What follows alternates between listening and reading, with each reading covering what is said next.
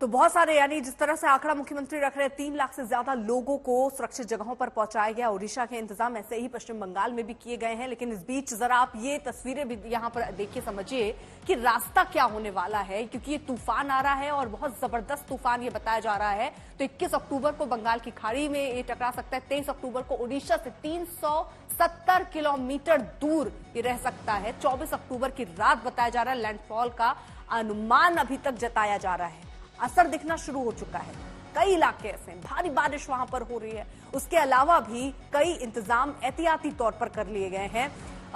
कहां कहां असर होगा, 6 राज्य इससे परेशान हैं। तब हो सकते हैं तमिलनाडु, कर्नाटक, आंध्र प्रदेश, ओडिशा, झारखंड और पश्चिम बंगाल। सबसे ज्यादा असर पश्चिम बंगाल और ओडिशा के लिए, और यहां ही एहतियाती तौर पर एयरपोर्ट बंद किए गए हैं। यहां पर कोशिश ये की जा रही है कि जितने लोग उस इलाके में उनको पहले ही सुरक्षित जगहों पर पहुंचा दिया जाए। अनाउंसमेंट वहां पर लगातार हो रहे हैं। तो कई तरीके के इंतजाम है, लेकिन ग्राउंड पर स्थिति क्या है, आपको सीधे लिए चलते हैं। हमारे 2 सहयोगी इस वक्त जुड़ चुके हैं। इंद्रजीत कुंडू हमारे साथ, हमारे सहयोगी इस वक्त मौजूद है, और अनुपम भी हमारे साथ, हमारे सहयोगी इस वक्त जुड़ चुके हैं। स्थिति समझते हैं। सबसे पहले जरा अनुपम बताइए, क्या असर अभी तक दिखना शुरू हुआ है? क्या आहट सुनाई दे रही है तूफान की?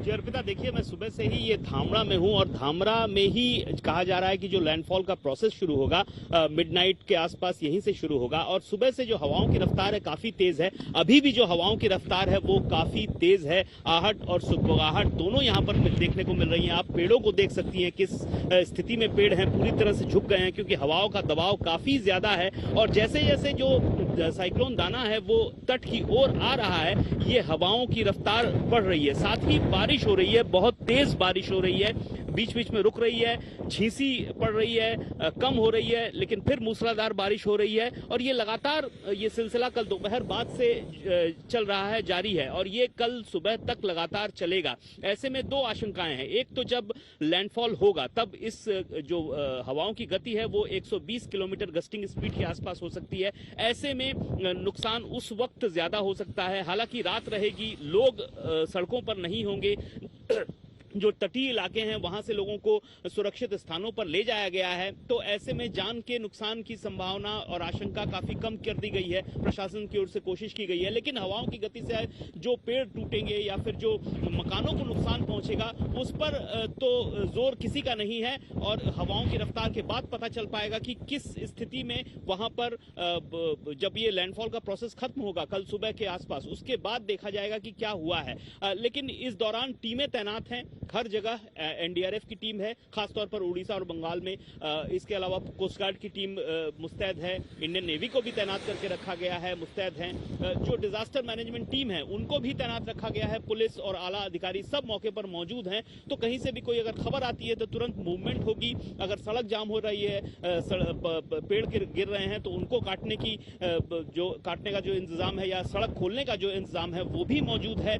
तो कोशिश पूरी है कि जो भी जिस तरह का भी व्यवस्था हो उससे निपटा जाए और इंतजाम करके रखा गया है। ठीक है, इंद्रजीत कुंडू भी हमारे साथ, हमारे सहयोगी मौजूद हैं। इंद्रजीत, आप जहां पर हैं वहां क्या असर देख पा रहे हैं? वहां पर भी दिख रही तेज हवाएं चलती दिख रही हैं शायद?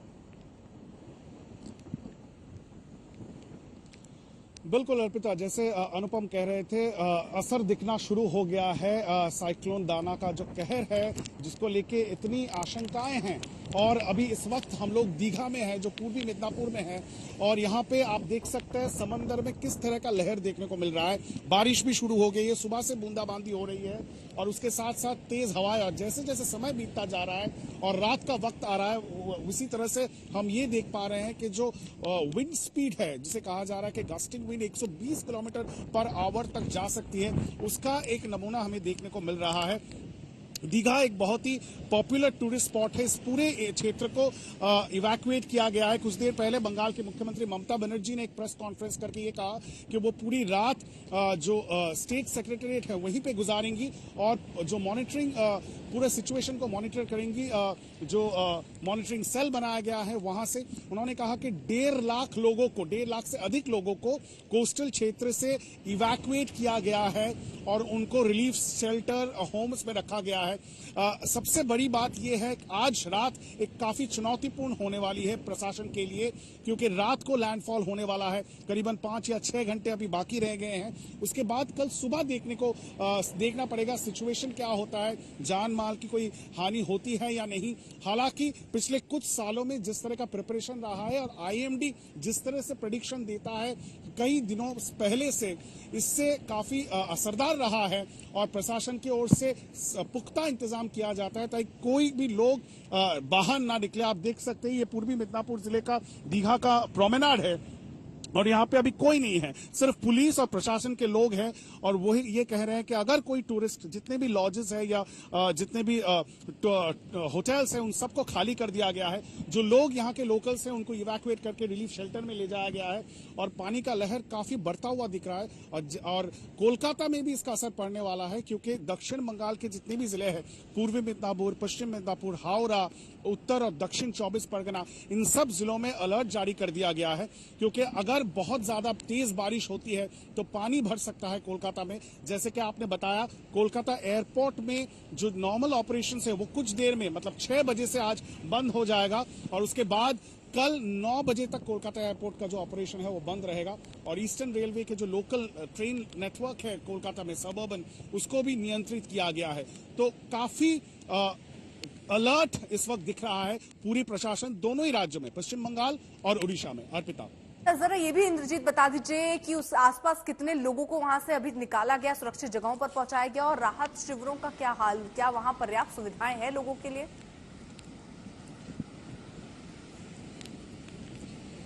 देखिए, 850 राहत शिविर बनाया गया है पश्चिम बंगाल में।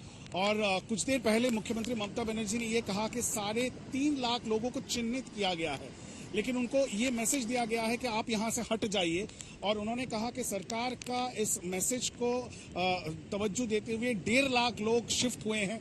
अभी भी लोगों को शिफ्ट किया जा रहा है क्योंकि अभी भी 5-6 घंटे बाकी है। लेकिन आप देख सकते हैं हालत क्या है इस वक्त दीघा या पश्चिम बंगाल की कोस्ट लाइन में। और जैसे अभी हम बात कर रहे हैं, बूंदाबांदी भी तेज हो गई है, हवाएं तेज रफ्तार से चल रही है। और जैसे जैसे शाम ढलेगा, साइक्लोन डाना का कहर भी समझ में आएगा। आप सुन सकते हैं किस तरह का आवाज यहां से निकल रही है।